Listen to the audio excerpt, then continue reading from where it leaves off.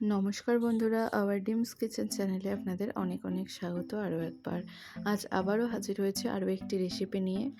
আজ একদম নিরামিষ একটি রেসিপি নিয়ে এসেছি। চলুন আজ বানিয়ে দেখাবো ধোকার ডালনা। তার জন্য আমরা এখানে নিয়েছি ছোলার ডাল। এটা আমরা ভিজিয়ে রেখেছিলাম 4 ঘন্টা মতো, ধুয়ে ভিজিয়ে রেখেছিলাম। এবার আমরা এটা একটা গ্রাইন্ডারে নিয়ে নিয়েছি, দিয়ে দিয়েছি একটু আদা কুচি আর কয়েকটা কাঁচা লঙ্কা আর লবণ দিয়ে এটা পেস্ট বানাবো। পেস্টটা কিন্তু একদম মিহি বানাবো না, একটু ক্রাঞ্চি ভাব থাকবে, পেস্ট সেরকমই বানাবো। দেখুন, এর মধ্যে দিয়ে দিলাম কালো জিরে, একটু মৌরি আর অল্প একটু লবণ দিয়ে ভালো করে এটাকে মিশিয়ে নেব।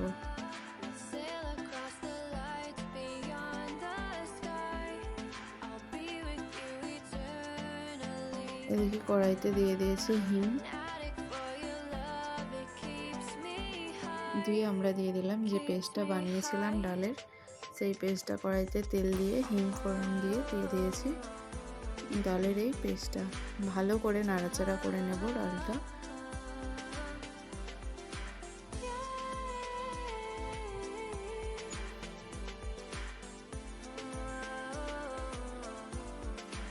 দিয়ে দিলাম অল্প একটু চিনি,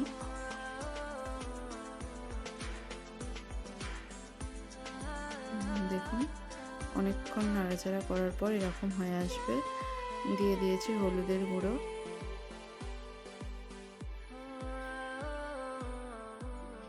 এবার নামিয়ে নেব। হয়ে গেছে আমাদের ডালটা। এইভাবে একটা আকার দিয়ে নেব ছুরির সাহায্যে, ভালো করে এটাকে মেখে সমান করে নিয়েছি।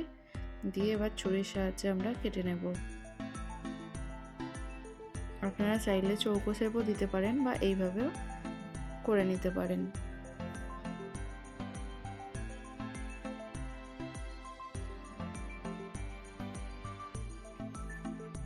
প্রত্যেকটা একইভাবে আমরা দেখুন বানিয়ে নিয়েছি।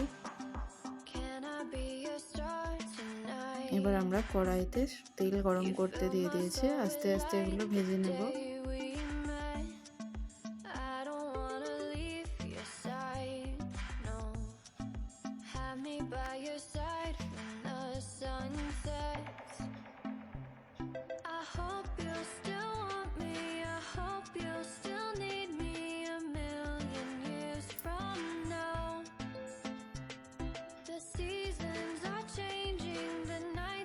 দু 3 মিনিট মতো আমরা ভালো করে হতে দেবো এটাকে, তারপরে আস্তে আস্তে উল্টে দেব প্রত্যেকটা। এভাবেই আমরা 2 পিঠ ভালো করে ভেজে নেব।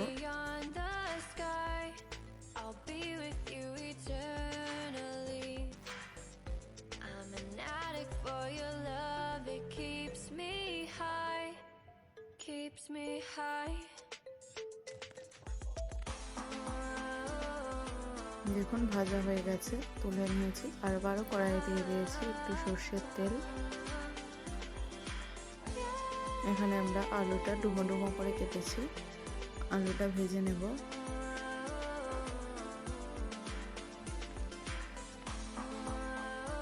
দিয়ে দিয়েছি হলুদ, হলুদ দিয়ে একটু আলুটা ভাজবো।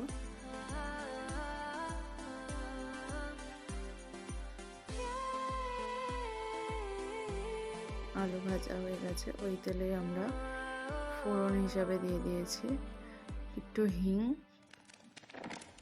শুকনো লঙ্কা, তেজপাতা আর অল্প একটু মৌরি।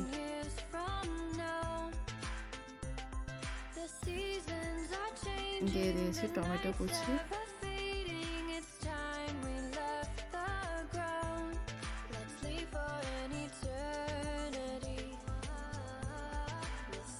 টমেটো কুচিটা ভাজা ভাজা হয়ে এসেছে, দিয়ে দিলাম এখানে আদা আর কাঁচা লঙ্কার পেস্ট।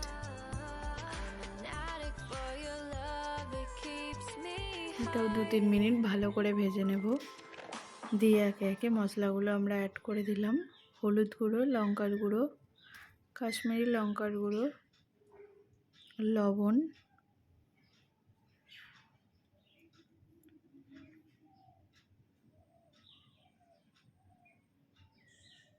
এখন অল্প একটু চিনি দিলাম স্বাদটা ব্যালেন্স করার জন্য। মশলাটা ভাজা হয়ে এসেছে, দিয়ে দিলাম ভেজে নেওয়া আলু।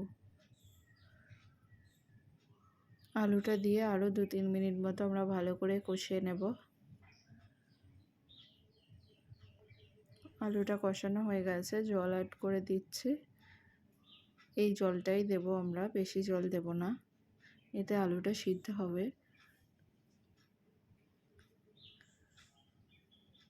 আলু সিদ্ধ হয়ে গেছে 5 মিনিটের মধ্যে, কারণ যেহেতু আলুটা আমরা ভালো করে ভেজে রেখেছিলাম তাই জন্য খুব বেশি সময় লাগেনি। আর আমরা একে একে ভেজে রাখা ধোকাগুলো দিয়ে দিয়েছি, দিয়ে ওপরে গুঁড়ো গরম মশলা আর বেশ একটু ঘি দিয়েছি, গাওয়া ঘি, তাতে স্মেলটা খুব সুন্দর আসবে। নিরামিষ দিনে এই রেসিপিটি খেতে খুবই সুস্বাদু, রুটি বা ভাতের সাথে যে কোনো কিছুর সাথেই খুব টেস্টি একটি রেসিপি নিরামিষ ধোকার ডালনা। অবশ্যই বাড়িতে বানান। আর ভিডিওটি ভালো লাগলে একটি লাইক করে চ্যানেলটি সাবস্ক্রাইব করে দিন।